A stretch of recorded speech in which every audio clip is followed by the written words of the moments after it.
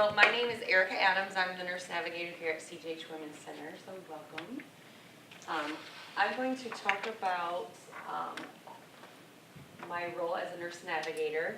So for you that don't know, I am with women who are newly diagnosed with breast cancer, women who come to our center who has a mammogram and it becomes a callback, will receive a call from me and I will explain to them why they're being called back and set them up for any biopsy and or additional imaging that may be needed.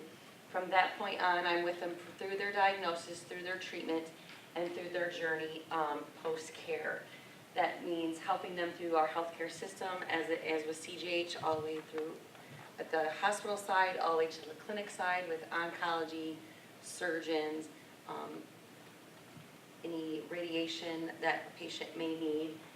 And hopefully I'm there to eliminate any barriers that they may come across. Those barriers can be anywhere from not knowing if they want a mastectomy versus a lumpectomy,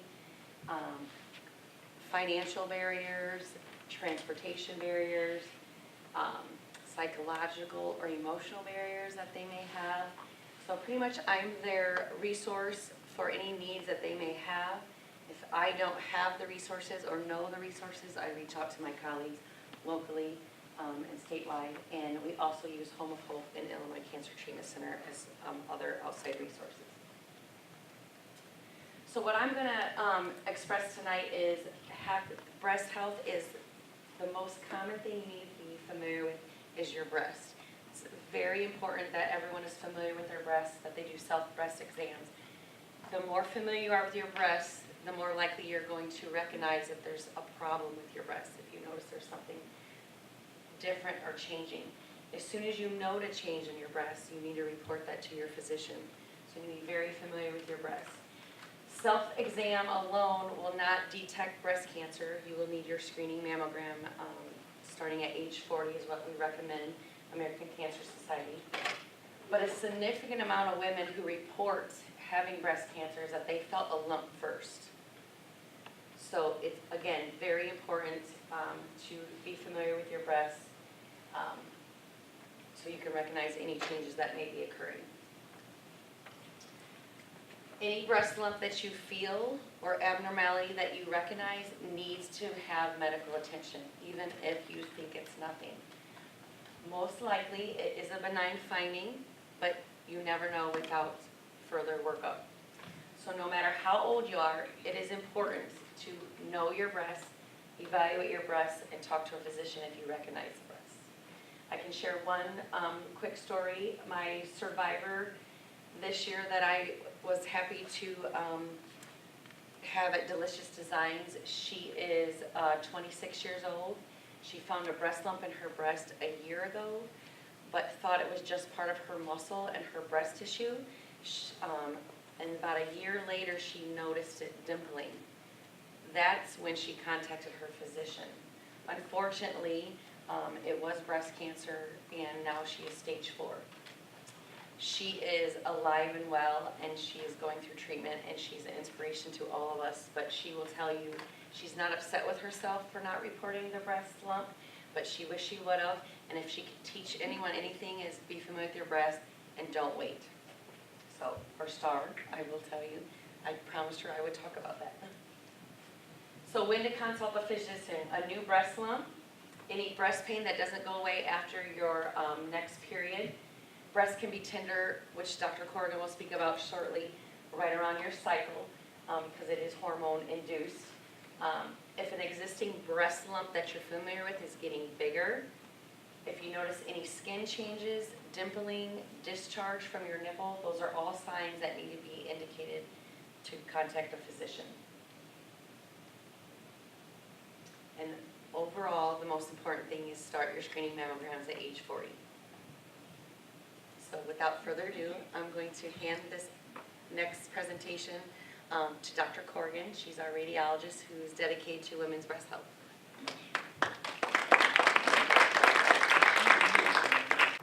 Hello, hi everyone. So let's see here. I think I did, yeah. I will try to speak louder as well.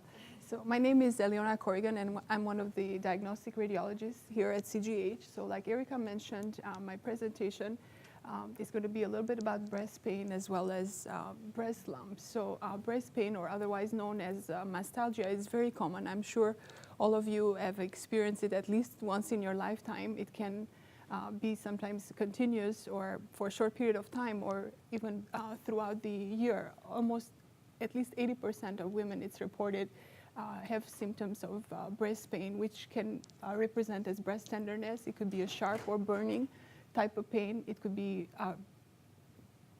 general discomfort or tightness, or like I mentioned, it could be constant or occasional pain. And also it can be cyclical or non-cyclical pain, and this has to do with the menstrual cycle. So the cyclical breast pain is most common in premenopausal women, and it's attributed to changes in the menstrual cycle, as we have the changes in estrogen and progesterone levels. So does breast pain change as well. So cyclical breast pain is described as dull, heavy, or aching. It can present with breast swelling or lumps, and it usually affects both breasts and primarily the upper outer quadrant, and it can radiate to the shoulder as well. And it is most intense right before the menstrual cycle and subsides after the menstrual cycle.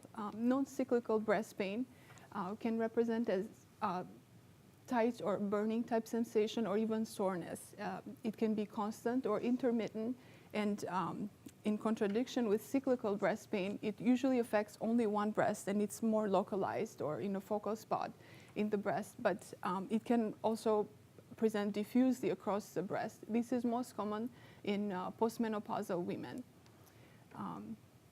Again, what are the most common of breast pain, or the reasons why we experience pain? One of the most common reasons is hormonal fluctuation. Again, changes in estrogen and progesterone levels throughout the cycle are contributing to breast pain, and this again is a cyclical type of breast pain that is more common in premenopausal women. Caffeine intake is known to contribute to breast pain. Several medications contribute to breast pain as well, most commonly birth control or a specific type of antidepressants. Again, this has to do with the hormonal changes that happen in the body.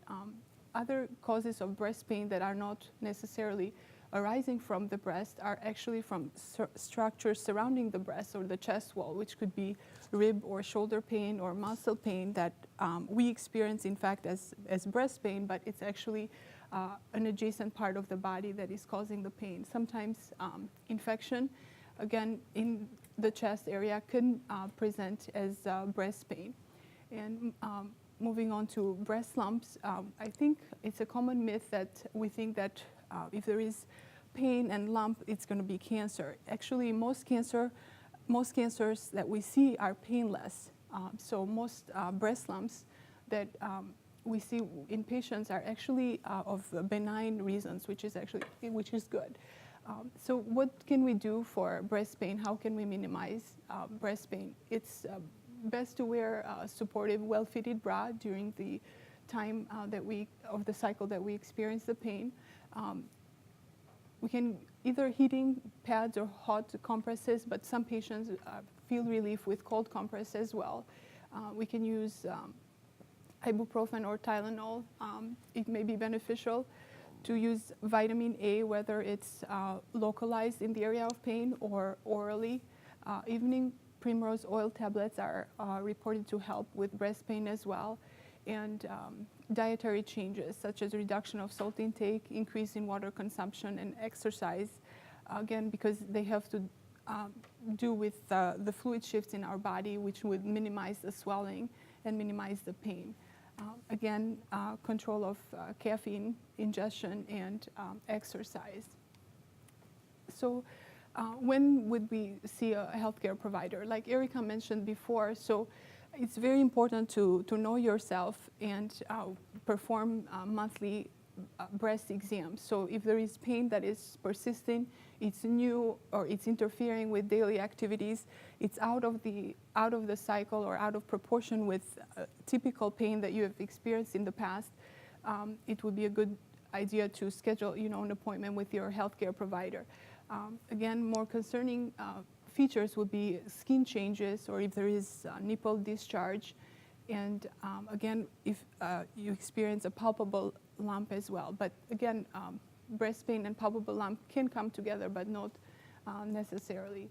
So breast lumps, again, it's a mass or tissue that develops. It's something that we feel. It can have a different type of sensation. It could be a hard nodule or feeling stuck, to our breast. But it can also be mobile, like we're having a pea size or a grape size mass that we are feeling.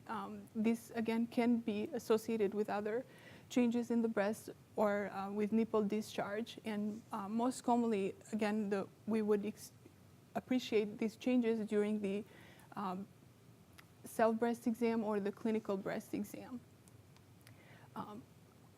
What are the types of breast lumps? Most common types, fortunately, are the benign or non-cancerous types, and the malignant or the cancerous types. And as in diagnostic radiologist, I am closely involved with the evaluation of the breast lumps. So when a patient presents to us with a breast lump, depending on her age, usually in premenopausal patients, the first imaging that we would perform would be an ultrasound. Again, if the patient is 40 or above, mammography would also be another imaging modality that we will utilize for evaluation. So here we do just have a representative picture of a mammogram, which is basically a low-dose X-ray where the breast is compressed, and we obtain two different images, so two for each breast. And by appreciating the difference in tissue density, we can see if there are any masses or calcifications, which would clue us in to pathology in the breast. Ultrasound is another modality which is very crucial in evaluation of the breast lump. And the main reason that we like ultrasound is because it allows us to see benign or malignant features of the lump, or in the beginning, is there a lump there to begin with? Because most of the time, because of those hormonal changes, breast tissue can feel different. So it could be just the connective tissue, the supporting structures of the breast that we're feeling, instead of a true pathological lump. And usually most patients that we see, fortunately, we just see breast tissue at the area of pain when we do the ultrasound. Other cases which are also very common, it's the picture here on your right, which is a cyst. So we see this is it's a round lesion and looks really dark inside, which means that it has fluid content. So this is a benign cyst, very common in young patients. They can increase or decrease in size, and this is something that we don't worry about. If they are really large in size and the patient really has pain because of them, we could aspirate them, which would be just placing a needle inside the cyst to decrease, so that it can decrease in size. The other picture here on your left, you see is very different. So we are seeing kind of a dark lesion, but it's very irregular, right? The margin of this lesion is very regular. We can't really point out where it starts and where it ends. So this is a palpable finding for the patient and has very concerning features. So this is a mass that we would further investigate. If the patient had both these modalities and for some reason still is experiencing probably breast pain, in the right clinical setting, we would do MRI. And this MRI would be very helpful if there was no finding on the mammogram or the ultrasound, but the patient still has pain. We might pick up something very small, like we see here on a bright focus on the left breast. So this is a very tiny focus of cancer that we would appreciate on MRI. And as you guys can imagine, this is not something that we would palpate. This is just a few millimeters. So this is where imaging and regular screening would be beneficial, because you would be able to pick up the breast cancer before it becomes a lump. So after this workup, again, like I said, most commonly the lumps are benign or non-cancerous, so the patient will have no follow-up, just will return to annual screening. If the features that we saw of this lesion or these lumps are not benign, then we would proceed with tissue sampling, which would be a biopsy of this lump, and this could be done under these three modalities that I mentioned. So it could be done under the mammogram and the stereotactic table, or under ultrasound or MRI. And if the tissue becomes negative, it's positive for pathology, positive for cancer, then the patient would go and see surgery and oncology, and the combination of treatment would be offered, which would be lumpectomy or mastectomy, as well as radiation therapy, chemotherapy, or hormonal therapy. So this was kind of a very quick and fast introduction about breast pain and lumps. I'll have Mia continue with the mutations and talk a little bit about the genetics of breast cancer, and then we'll take questions.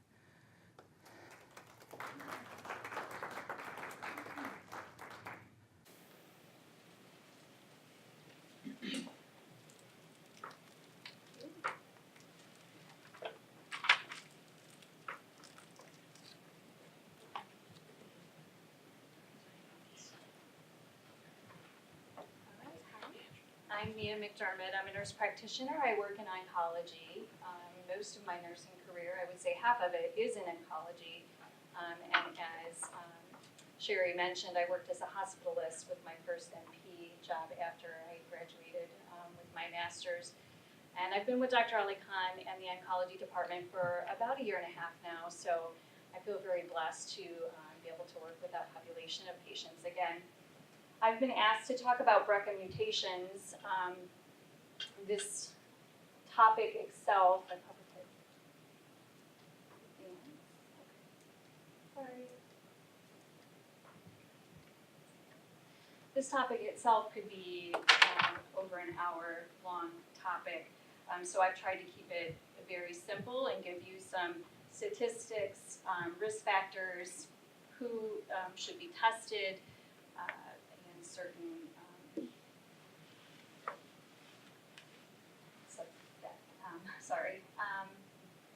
so BRCA mutations, I thought I'd start off with just a short overview of just genes for why we're talking about a mutation. So for genes, every cell in your body contains genes. We all have genes. They are the blueprints for our body. They tell us certain traits that we have, the color of our hair, the color of our eyes.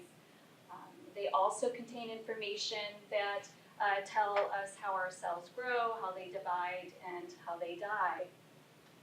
This information, these genes are passed down from your parents there, and then we can pass them down to our children. Gene mutations. Gene mutations are changes in the genetic code and affect the function of a gene. One thing to keep in mind that mutations are rare, even though we hear a lot about that in cancer care nowadays, about targeted therapy, genes and mutations, they are rare. Like normal genes, mutations can be passed down from parent to children. Many inherited gene mutations have little or no effect on health. Others can increase the risk of certain diseases, including breast cancer. In the U.S., you'll probably see this about 3 times because I kind of want to get a certain point across. But in the U.S., 5 to 10% of breast cancers are related to an inherited gene, so it's on the low range. I'm a visual person, so I like to just look for inherited genes. If you have an affected father, an unaffected mother, it is an autosomal dominant inheritance, the BRCA mutation. So each child has a 50% chance of inheriting that mutation. Autosomal inheritance does not skip generations, and it's equally transmitted by men and women. Is that any gene, Mia, or are we talking specifically about breast cancer genes? Well, I'm focusing, but that is genes in kind of a nutshell. I kind of wanted to just do a quick overview of that. Now we're going to get into the meat of why we're here tonight. So what is BRCA? BRCA stands for breast cancer susceptibility gene 1 and 2. So when you see /1 and 2, it's because there are 2 BRCA genes. We all have both BRCA1 and BRCA2 genes. I always like to make sure BRCA genes do not cause breast cancer. It is the mutation. So as a matter of fact, when functioning normally, these genes help to keep breast, ovarian, other tissue types of cells from growing or dividing too quickly or in an uncontrolled manner. They're actually known as tumor suppressor genes. However, when certain changes or mutations in the BRCA genes occur, cells are more likely to divide, change rapidly, leading to the development of cancer. A little bit of background on BRCA mutations. Back in 1990, they were noticing that families that had many women with breast and ovarian cancer, they underwent DNA studies, and scientists were identifying the first gene associated with breast cancer, which was BRCA1 gene, and it was located on chromosome 17. A few years later, BRCA2 gene was discovered on chromosome 13. It was also found, and during that time, that Jewish families were found to have a much higher rate of these genetic mutations. And by the late 1990s, they were able to test for the first gene mutation for BRCA. As I stated, now it's an everyday occurrence that we are testing tissue or blood for genetic mutations, because now they are developing more targeted therapies for breast cancer and all types of cancer. So we've come quite a ways in about 28 to 30, not quite 30 years. Just a few statistics about BRCA mutations. About 1 in 400 of the general population carry BRCA1 and BRCA2 mutations. So again, a very small percentage of the population, 0.25%. People with BRCA mutations are more likely to develop breast cancer and also more likely to develop cancer at a younger age. Approximately 12%, or 1 in 8 women, will be diagnosed with breast cancer in her lifetime, and that's irregardless of BRCA mutation. You can see how it goes, how the percentage goes up. It is estimated that 55 to 65% of women with BRCA1 will develop breast cancer before the age of 70. And then approximately 45% of women with a BRCA2 mutation will has the potential to develop breast cancer by the age of 70. What if you have both and you have a mutation? If you would have both, you still have that 55 to 65% because of the BRCA1 mutation.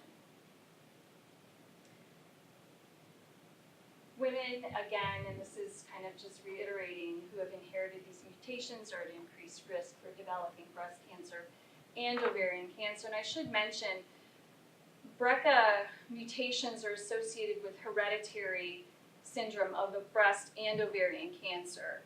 However, for the sake of this talk tonight, I am just focusing on the statistics and risk factors for breast cancer. So we won't go into the ovarian portion of that. Another visual, just